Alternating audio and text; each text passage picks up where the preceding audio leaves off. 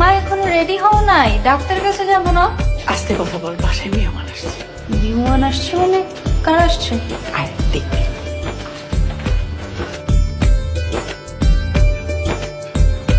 আমার মা বাবা। আসসালামু আলাইকুম। ওয়ালাইকুম আসসালাম। আসো মামনি, আসো। আমরা তোমার জন্যই বসে আছি। জি, আমি একটু ফ্রেশ হয়ে আসি, অফিস থেকে আসলাম তো। যাও মা, তুমি ফ্রেশ হয়ে আসো। চল।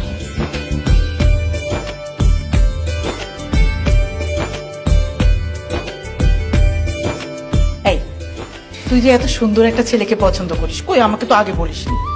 বলার প্রয়োজন মনে করিনি, বলার মতো কিছু না। এখন ওরা কি বলছে? ওরা তো বিয়ের প্রস্তাব নিয়ে এসেছে, কথা মোটামুটি পাকা হয়ে গেছে। এখন ওরা তোর জন্য অপেক্ষা করছে। মা, আমি বলেছিলাম আমি এখন বিয়ে করব না। বিয়ে করবো না মানে? চুপ কর। এমন ভালো পরিবার, এমন ভালো ছেলে কখনো পাওয়া যায় নাকি? কথা বলিস না, তাড়াতাড়ি রেডি হ। নে, সুন্দর করে ঘুমটাটা দিন।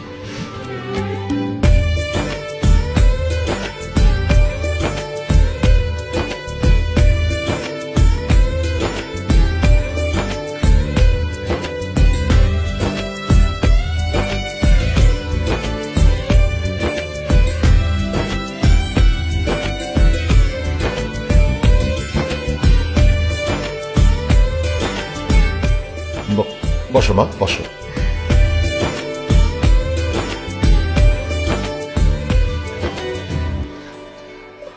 ভাই সাহেব, ছেলে মেয়ে দুজন দুজনকে যখন পছন্দ করে, এখানে আমাদের আর যাচাই বাছাই করার কিছুই নাই।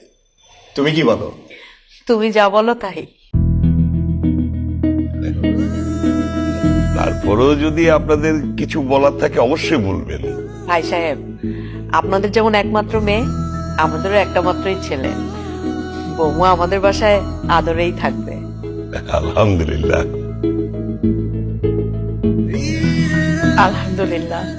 ভাই সাহেব, শুভ কাজে আর দেরি করতে চাচ্ছি না। আগামী শুক্রবার বিয়ের দিনটা নির্ধারণ করি, যদি আপনাদের কোনো আপত্তি না থাকে। সেটা আপনারা যেটা ভালো মনে করেন আর কি। তাহলে আগামী শুক্রবার ওই কথাই থাকলো। জি জি।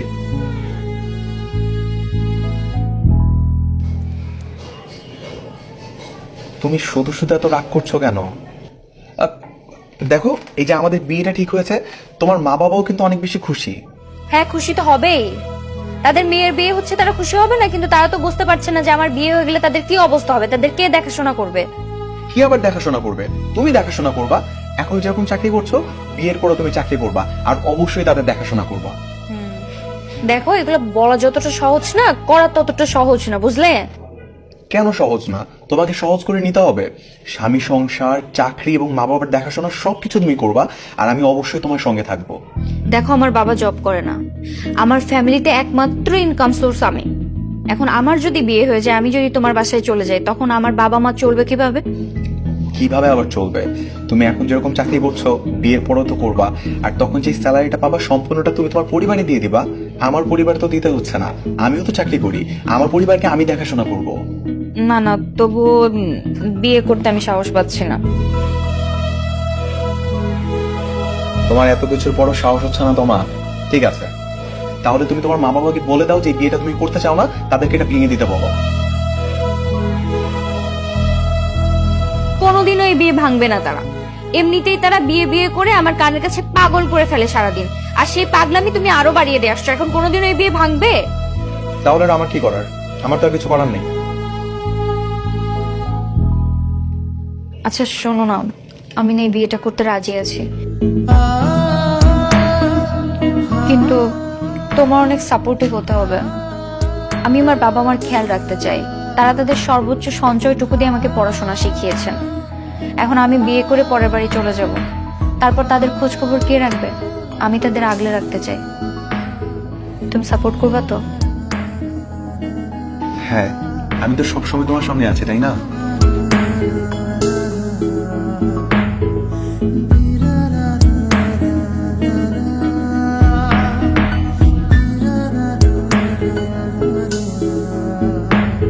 কি ব্যাপার, তোমার কি মন খারাপ? বাবা মাকে মিস করছি। রাত ছাড়া কখনো থাকিনি তো, এই জন্য মনে পড়ছে। বুঝতে পেরেছি। আচ্ছা, একটু ভেবে দেখো, আজকের এই দিনটা আমাদের জন্য কতটা আনন্দের। আজকের এই দিনটায় আমাদের ভালোবাসা পূর্ণতা পেল। ভালোবাসা আর বিশ্বাস থেকেই তো একটা সম্পর্ক পূর্ণতা পায়, তাই না? হ্যাঁ, জানো তো, এই ঘরটা এতদিন আমি একা থাকতাম, আর এখন তুমি আমি দুজন মিলে থাকবো, আর একটা সময় আমরা এই দুজন থেকে 3 জন হয়ে যাব। আর একটা সময় সে সন্তান বড় হয়ে যাবে, আর যদি সে সন্তান মেয়ে হয় তাহলে তাকে বিয়ে দিয়ে শ্বশুরবাড়ি পাঠিয়ে দিতে হবে। তখন আমরা দুজন আবার একা হয়ে যাব, তাই তো? এটাই তো পৃথিবীর নিয়ম।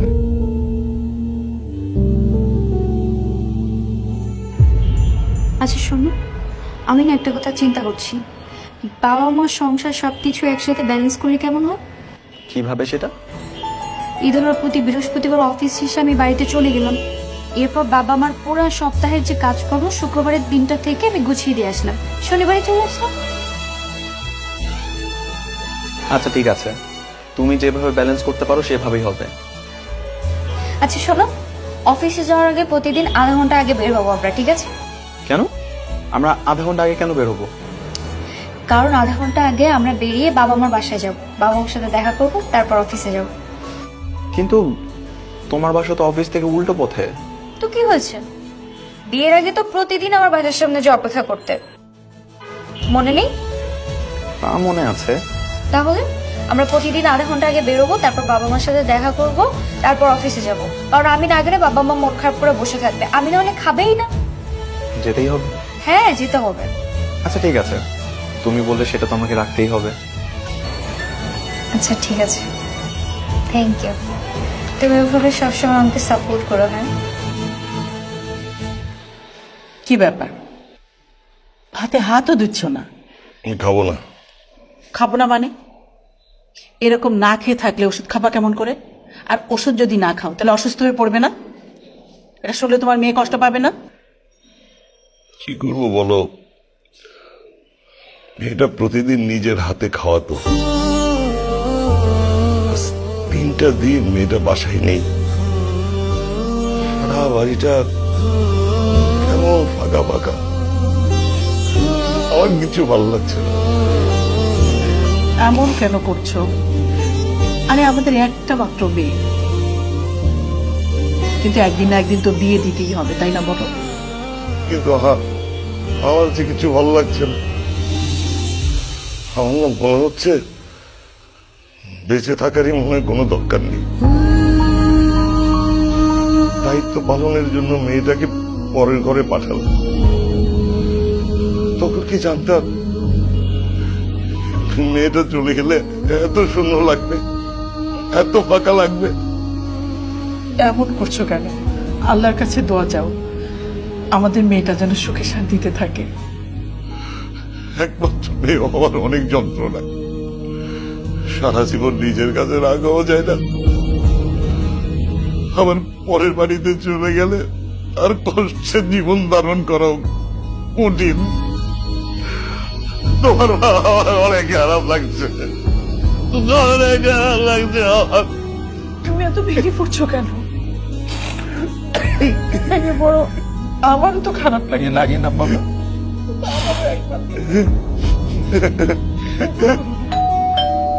কে এলো? আমি দেখছি।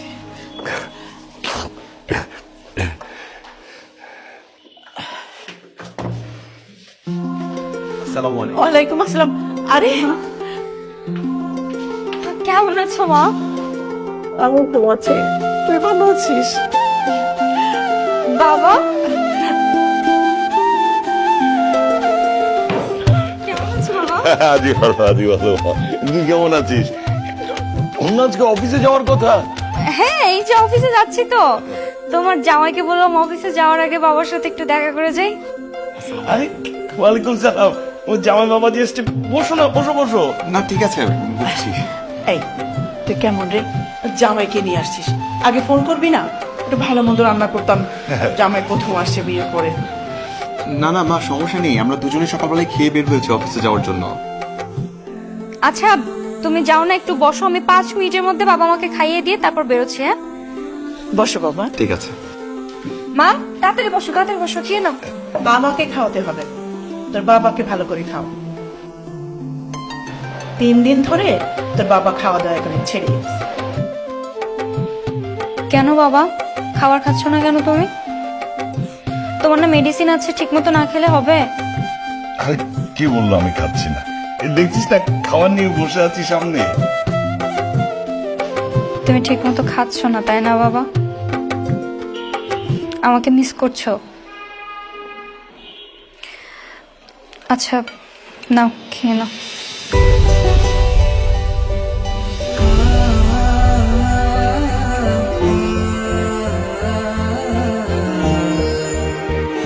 বাবা, কাঁদছো কেন তুমি? দেখো, এমনিতে আমার ওই বাড়িতে ভালো লাগছে না, তোমাদের মিস করছি। তুমি এভাবে কান্নাকাটি করলে হবে বলো? নাও নাও, খেয়ে নাও। আরে এটা তো সুখের কান্না। মানুষকে সবসময় দুঃখ পেলে কাঁদে নাকি রে? দে দে, আমি খাই দে।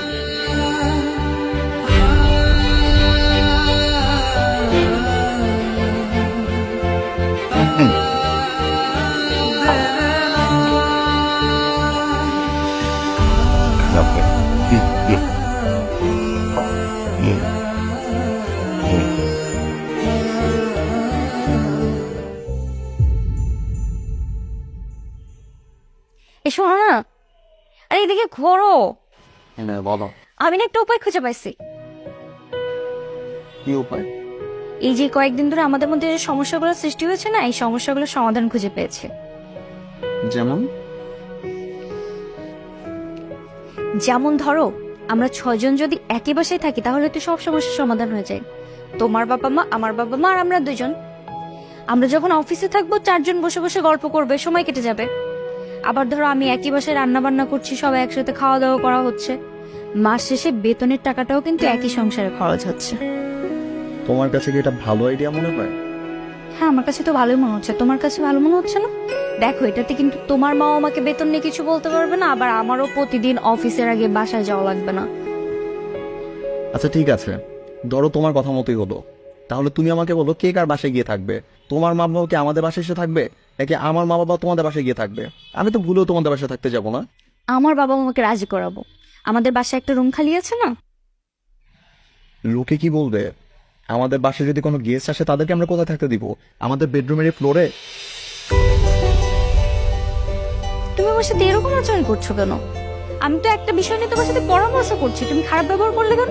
কারণ তুমি উদ্ভট রকমের কথাবার্তা বলছো, যেটা কখনোই সম্ভব না। আর তুমি তোমার মা বাবাকে জিজ্ঞাসা করে দেখো, তারাও রাজি হবে না।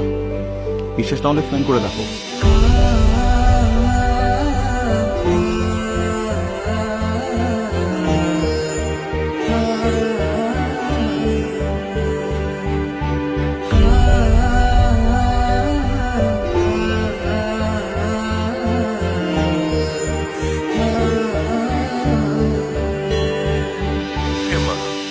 এত রাতে এখনো ঘুমাসনি?